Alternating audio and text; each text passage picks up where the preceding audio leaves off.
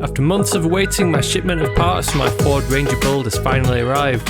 I decided to go straight to the manufacturer and try to get the best price, and since getting it all shipped overseas was going to be the bulk of the cost, I decided to add as many items to my order as I could. But it wasn't until 2 pallet loads of goods arrived on the back of a full-size Arctic lorry that I realised I may have bitten off a little more than I can chew. After being told I'd receive a phone call an hour before delivery, the driver turned up unannounced, so I was left with hundreds of kilos worth of items dumped at the top of my drive with nowhere to put them.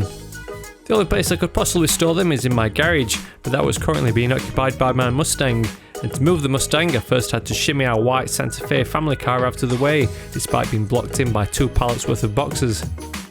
Once the Mustang was evicted, the pallets were unloaded into my temporary warehouse, where I could start to figure out what on earth was in all these cardboard boxes.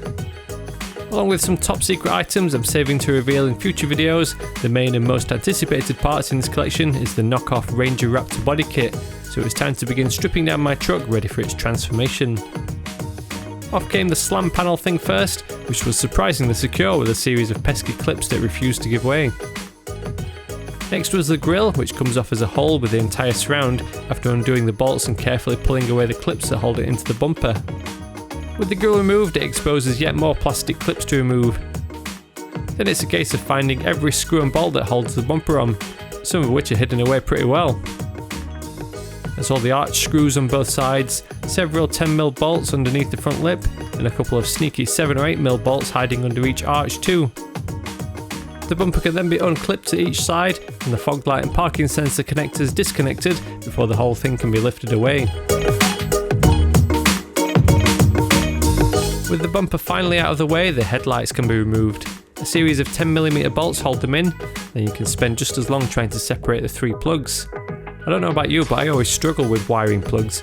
No matter how much I squeeze those tiny little tabs, I can never get them to undo.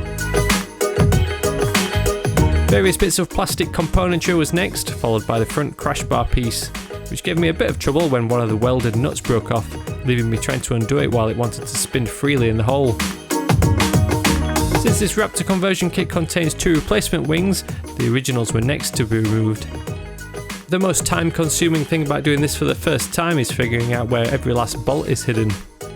Just when you think you've got them all, you go to remove it only to find it's still fastened on somewhere. But if you're watching this with the intention of ever removing the wing of your own Ford Ranger, then let me show where all the bolt locations are. There's this one, this one,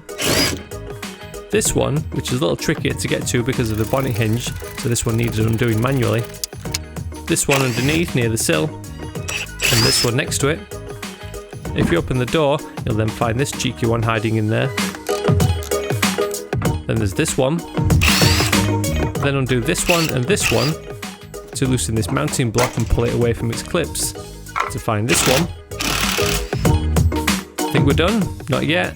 Grab your trim removal tool and take off this scuttle panel cover thing to find this one. Now you can lift the whole wing off, taking care not to scuff your paintwork with the bracket that's tucked under the door.